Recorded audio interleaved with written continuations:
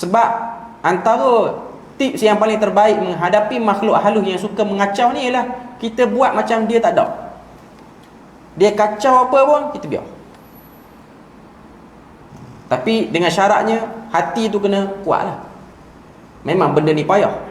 Cuma nak katanya, antara cara yang paling ampuh sekali ialah kita biarkan benda tu. Last sekali, akhirnya benda tu bosan dan dia menghilangkan diri dan dia hilang macam tu saja.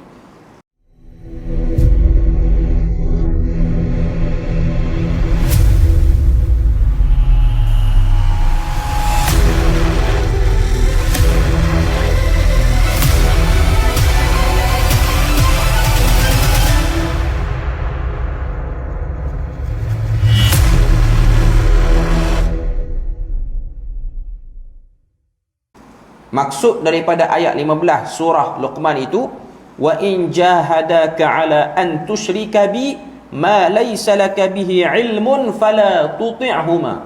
Sekiranya kedua ibu bapa kamu atau salah seorang di antara keduanya mendesak kamu untuk menyekutukan aku dengan sesuatu pun, pada fikiran sihatmu ianya tidak mengetahui tentang apa yang dia suruh. Maknanya mak ayah kita tak tahu, yang dia suruh ni tak betul. Allah Ta'ala kata fala tuti'huma, jangan taat pada mereka. Walaupun mak ayah kita tu tahu ataupun dia tak tahu. Dia tahu ke dia tak tahu ke, bila mana dia suruh benda yang mensyirikkan Allah Azza wa Jalla, dia tak buat. Kita tak buat. Kita sebagai anak tak buat. Untuk konteks kita orang Melayu, mak ayah kita mungkin tak menyuruh kita untuk melakukan kesyirikan. Dia tak mungkin suruh kita sembah. Tapi kadang-kadang boleh jadi ada setengah-setengah kes. Sebab penyembahan kepada selain daripada Allah Ta'ala ni, dia tak datanglah bentuk sembah berhala agama lain. Antaranya ialah meneruskan jamuan-jamuan yang disebabkan daripada perjanjian orang tu dengan jin, contohnya. Macam setengah-setengah orang, keturunan dia tu dia ada perjanjian dengan jin untuk jaga keturunan dia, yang kita orang Melayu sebut sebagai saka. Sebahagian anak ni diwariskan untuk meneruskan jamuan terhadap hantu ataupun semangat yang jaga. Dan benda ni memang sukar. Kita yang tak hadapi ni, alhamdulillah, kita tak rasalah benda tu dan kita pun tak nak berhadapan dengan benda tu. Tapi bila mana ada orang yang hadapi, ianya satu benda yang berat. Saya secara peribadi pernah jumpa satu orang muda, tapi dia berumur beza 2-3 tahun, dia tua sikit pada saya. Bila mana dia ikut kuliah, dia pindah tempat, dia duduk satu daerah, lepas pada tu dia pindah ke daerah lain di Terengganu. Di daerah yang baru dia pindah kerja ni, dia banyak hadir kuliah dan dengar tentang bahaya syirik, bahaya terlibat dengan ilmu hitam, terlibat dengan benda-benda yang berkait dengan jin, syaitan, apa semua ni lah, termasuk jamuan-jamuan. Jadi dia pun waktu tu sedar benda tu salah, tak boleh, sebab dia termasuk daripada mensyirikkan Allah Azza wa Jalla. Cuma dia terpaksa berhadapan dengan family dia. Mak ayah dia dah tak ada, yang ada hanyalah pak menakan ni, pak saudara dia lah, dan mak saudara dia, dan adik-beradik dia. Mereka ni ada satu rumah pusaka, rumah lama yang usia ratusan tahun, yang diwariskan daripada ayah dia, daripada datuk nenek moyang yang atas-atas, yang mana rumah ini memerlukan jamuan setahun sekali pada tiang serinya. Ada setengah-setengah kepercayaan seperti itu. Tengok rumah dia pun semacam rumah lama. Tiang seri itu pula ada lapik kain-kain tertentu yang melambangkan adalah semangat apa yang dia nak panggil. Dan waktu nak dirikan rumah tu pun adalah upacara apa. Dan family dia ni sangat percaya, ketika mana tak buat jamuan itu, berlakulah kecelakaan kepada family itu dalam masa setahun itu. Akhirnya bila mana warisan rumah tu jatuh pada dia, sebab dia ni anak yang dipercayai, dia bukan anak sulung tapi dipercayai, mungkin kerana dia kerja elok sikit, jadi dia tu macam jadi pengarah program untuk tahun tu. Untuk tahun tu nak bagi jamuan dekat tiang seri ni, dia lantik. Dia akan ada giliran lah adik-beradik dia ke pak menakan dia apa semua. Dan jamuan tu memerlukan beberapa item lah. Antaranya kambing warna hitam, darah daripada balong ayam warna hitam, macam-macam lah. Itu normal. Okay. Jadi dia kata tahun ni kita tak buat. Pak menakan dia ataupun pak saudara dia dah ada yang dah tarik muka. Dia kata kalau nak dengar berita buruk dalam family ni, beranilah tak buat. Tak buat. Akhirnya dia memberanikan diri, tawakal daripada Allah Azza wa Jalla. Dia tak buat. Pada tahun yang sama, lebih kurang sekitar 3 ke 4 bulan. Ni dia cerita depan saya lepas daripada dia lama dah lah mengikuti kuliah. Bukan kuliah saya je lah, kuliah mana-mana orang pun yang ada di Terengganu tu, ustaz-ustaz lain pun. Dia cerita lepas 4 bulan, ngam 4 bulan. Sebab dia kata dari segi pantang saka tu 100 hari selepas daripada hari yang sepatutnya dijamu, 100 hari tak dijamu, maka hari yang ke 100 dan ke atas tu akan ada kecelakaan berlaku.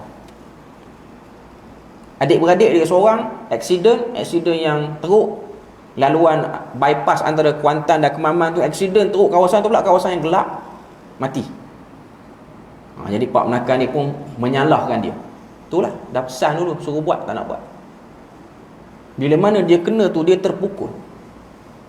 Dia kata saya tak tahu nak buat apa Ustaz, tapi saya yakin kematian itu bukan kerana tak jamu benda-benda tu. Kematian itu bukan kerana tak jamu benda tu.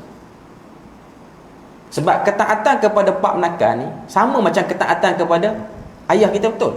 Bila mana mati ayah kita, meninggal je ayah kita, adik-beradik belah ayah kita ni, dia menempati tempat kedudukan macam ayah kita balik.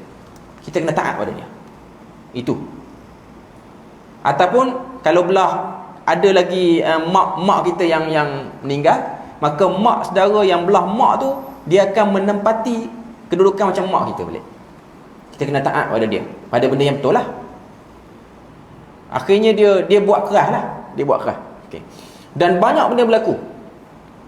Anak dia dikacau, dia ada anak perempuan. Anak dia kena meracau, tapi dia tahan, dia tawakal pada Allah Azza wa Jalla. Dia buat tak endah je.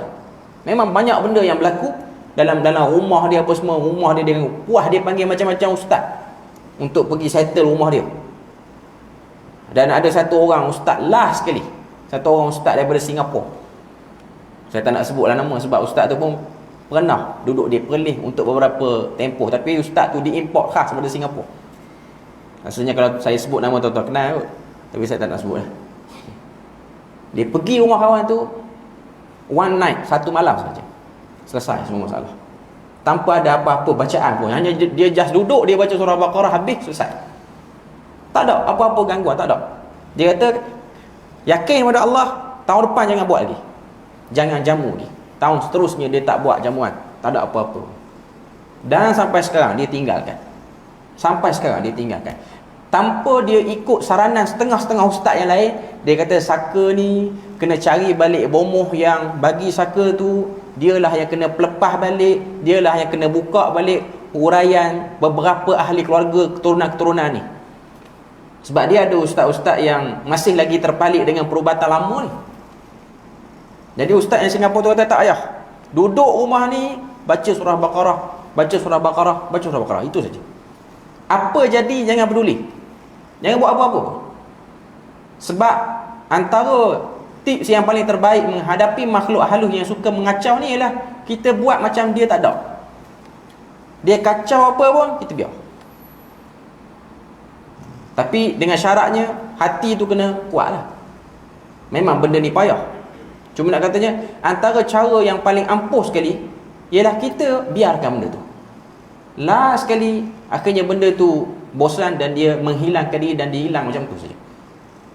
Cuma nak bawa ustaz pada Singapura tu payah lah sikit, sebab ustaz tu pun tak dapat mengajar di Terengganu sebab ada isu tauliah apa semua lah ustaz tu. Okay. Cuma dia yang boleh buat. Yang duk kata dia sesat tu panggil hantu makin ramai. Yang duk kata dia sesat tu, yang duk kata ustaz daripada Singapura tu sesat, panggil dia pergi baca rumah tu, makin banyak pula gangguan. Yang dituduh sesat tu sekali duduk selesai hantu tu tak ada. Mungkin itu kemuliaan lah. Kita taklah kata nak taksub apa semua, taklah. Cuma nak katanya Allah Ta'ala selamatkan, dan Allah Ta'ala orang kata apa, bantu dia dan kuatkan ikatan akidah dia. Cuma dia pilih pendirian, dia tak ikut pak menakan dia. Walaupun pak menakan dia dah tarik muka, pak menakan dia kata, kalau tak nak buat, biar aku buat. Dia kata jangan buat.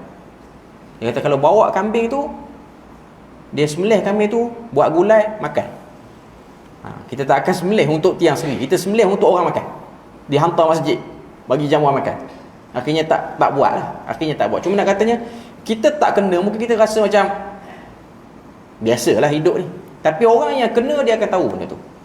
Perik dan payahnya. Macam mana yang dihadapi oleh Sa'ad bin Abi Waqqas.